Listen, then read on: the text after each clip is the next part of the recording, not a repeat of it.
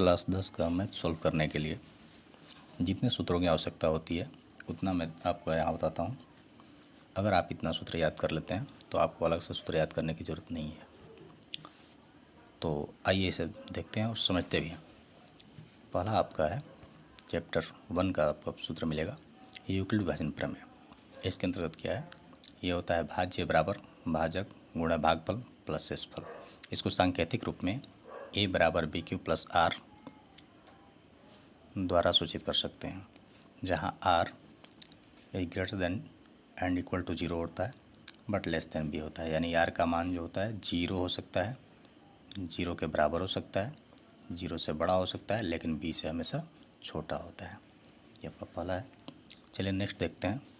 Next आपका आता है अंकगणित की आधारभूत प्रमेय। ये क्या कहता है, ये कह रहा है कि प्रत्येक भाज्य संख्या को अभाज्य संख्याओं के गुणनफल के रूप में व्यक्त किया जा सकता है। इसका मतलब क्या है, ज़रा देख लेते हैं।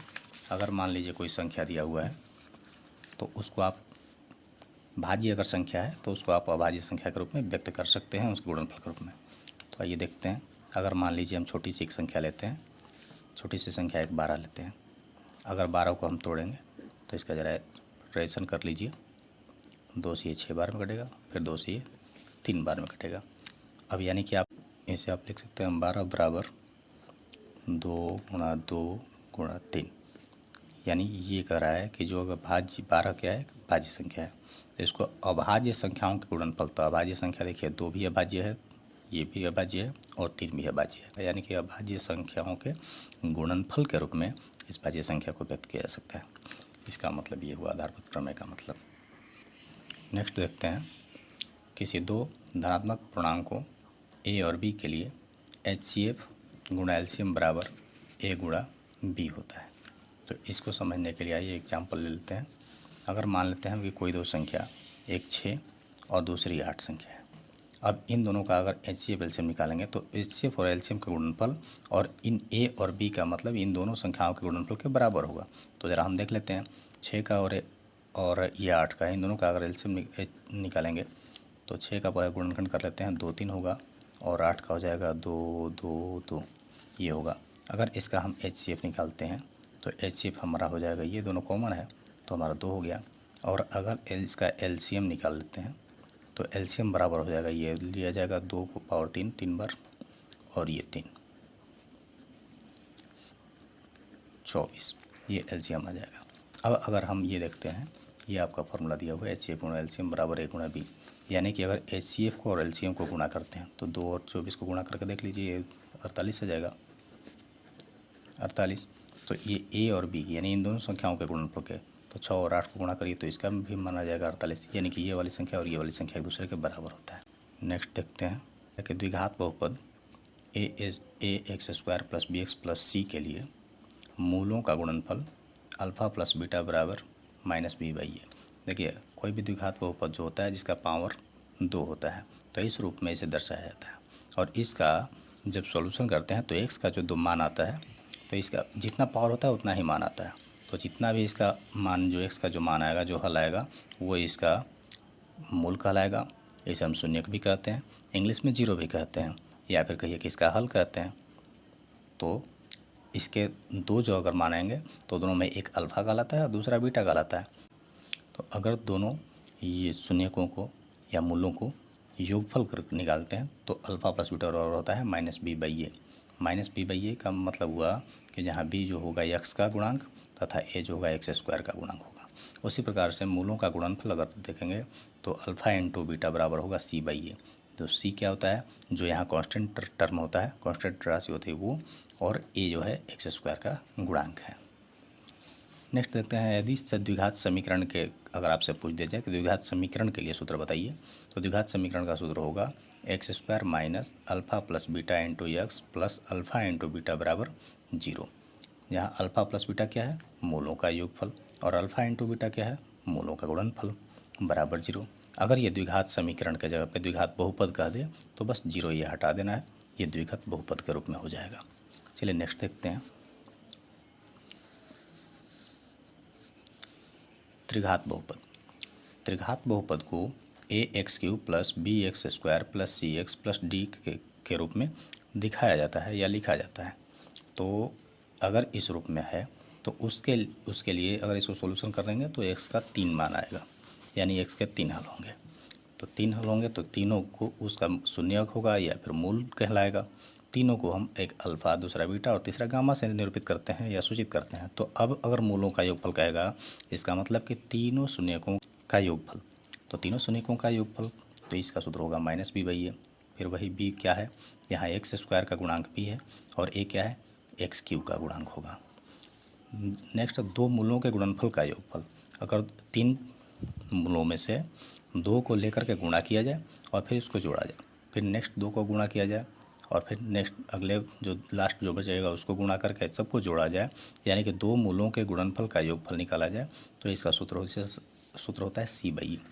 इसे सांकेतिक रूप में alpha into beta plus beta into gamma plus gamma into alpha के द्वारा निरूपित किया जाता है। इतना बराबर होता है c/a, जहाँ c क्या है, x का गुणांक और a क्या है, x³ का गुणांक।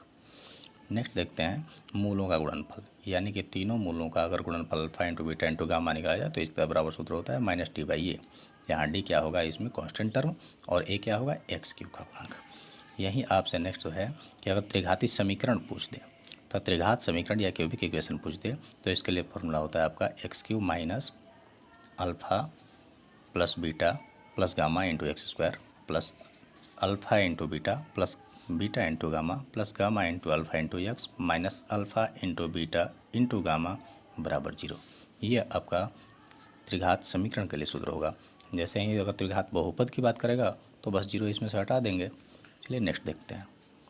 नेक्स्ट दिया है हुआ है, ये आपका 2 लेसन तक है। नेक्स्ट देखते हैं, ये आपके पाठ्य पुस्तक के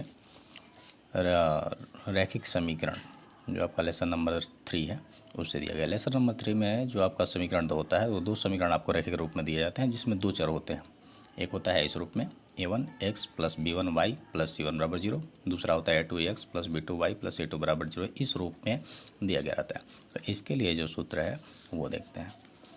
का पहला सूत्र होगा a1/a2 और b1/b2 अगर बराबर नहीं हो तो, यानी x पहला दोनों समीकरण के x का गुणांक का अनुपात और दोनों समीकरण के y के गुणांक का अनुपात यदि ये बराबर न हो, तो इसका मतलब है कि ये इस समीकरण का जो हल होगा वह अद्वितीय हल होगा। अद्वितीय हल का मतलब कि इसका सिर्फ और सिर्फ एक हल आएगा, एक आंसर आएगा इसका, x और y का सिर्फ एक ही आंसर आएगा।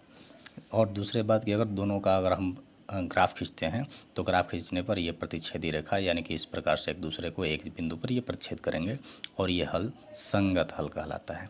नेक्स्ट है कि यदि इन तीनों का अनुपात बराबर हो, x का गुणांक का अनुपात, y का गुणांक का अनुपात और जो कांस्टेंट टर्म है इसका अनुपात, ये तीनों अनुपात यदि बराबर हो तो इसका अपरिमित रूप से अनेक हल होता है। और इसकी जो रेखाएं अगर हम ग्राफ खींचते हैं तो रेखाएं हमें समपाती मिलता है, यानी कि दोनों रेखाएं एक दूसरे को ढक लेती हैं और यह भी संगत हल कहलाता है।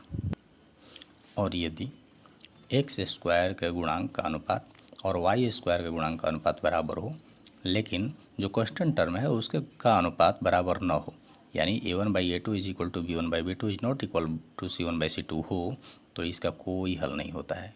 इसका हल हमें प्राप्त नहीं होता है। और इसके अगर ग्राफ खींचेंगे तो हमें ये समांतर रेखाएं प्राप्त होती हैं, यानी कि ये एक दूसरे को एक भी बिंदु पर टच नहीं करती और यह हल असंगत हल कहलाता है। नेक्स्ट है विविधकर। विविधकर को इंग्लिश में डिस्क्रिमिनेंट कहते हैं, इसे d द्वारा निरूपित किया जाता है और d बराबर सूत्र होता है b² माइनस 4ac। अगर आपका सूत्र इस प्रकार से दिया हुआ हो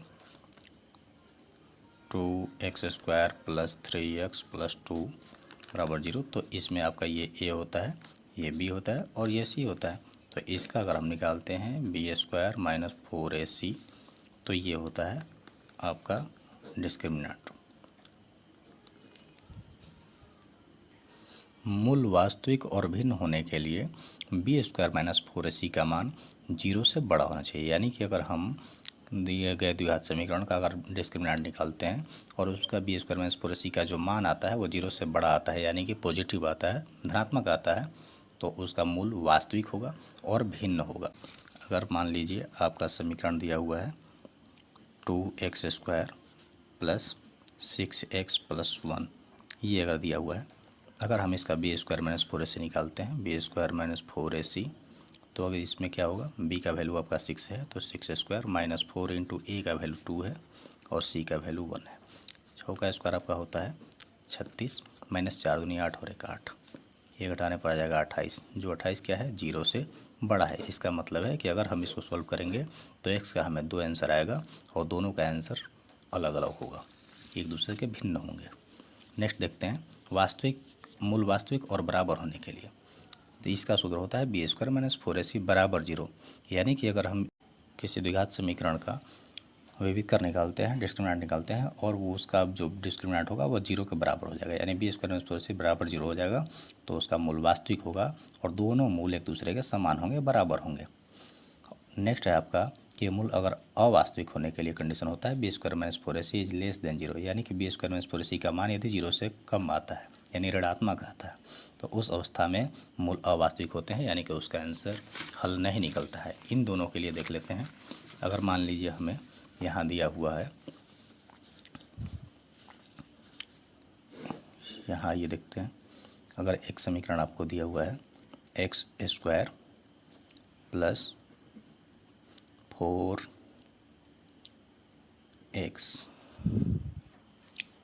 प्लस 4 बराबर 0, अगर इसका दिया हुआ है तो इसका अगर हम निकालेंगे बी स्क्वायर माइनस 4ac, तो इसका अगर मान हम देखते हैं तो इसमें b का मान हो गया 4, 4 का स्क्वायर माइनस 4 इंटू ए का मान यहाँ पे 1 है, तो 1 इंटू c का मान ये 4 है, तो 4, तो हमारा हो जाएगा 4 का 16 और माइनस ये 16 बराबर 0, 0 आ गया। यानी कि ये अगर इसका मान हमें 0 आ गया तो इस समीकरण को अगर हम सॉल्व करते हैं, जो x square plus 4x plus 4 दिया हुआ था, तो इसको सॉल्व करने के बाद हमें x का जो मान आएगा वो क्या आएगा, दोनों समान आएगा। और नेक्स्ट दिया था अवास्तविक के लिए, अवास्तविक के लिए हम यहाँ देख लेते हैं। अगर एक समीकरण दिया हुआ है 4x square plus x plus 1, अगर इसका हम मान निकालते हैं तो बी स्क्वायर माइनस 4ac का मान निकालेंगे, तो b का मान यहाँ पे 1 है, तो 1 का स्क्वायर माइनस 4 इंटू a का मान वहाँ पे 4 इंटू c का मान भी 1 है। अब ये 1 माइनस ये हो गया 16, ये घटाइएगा तो माइनस 15 यानी 15 आएगा, जो कि क्या होता है 0 से छोटा होता है। तो इसका मतलब है कि अगर हम इसे सॉल्व करेंगे तो इसका मूल अवास्तविक होगा। एक और फॉर्मूला देख लीजिए, द्विघातीय सूत्र क्वाड्रेटिक फार्मूला। इसके लिए क्या होता है, x is equal to minus B plus minus root over B square minus 4ac by 2a होता है। अगर आप चाहें तो यहाँ पे रूट डी भी लिख सकते हैं, क्योंकि बी स्क्वायर माइनस 4ac जो होता है वह डी के बराबर होता है, तो यहाँ पे आप minus B plus minus root D by 2a भी लिख सकते हैं। इस प्रकार ये आपके चैप्टर 1 से लेकर के चैप्टर 4 तक का टोटल सूत्र हो गया है। नेक्स्ट जो सूत्र है वो हम नेक्स्ट टाइम आपको बताएंगे।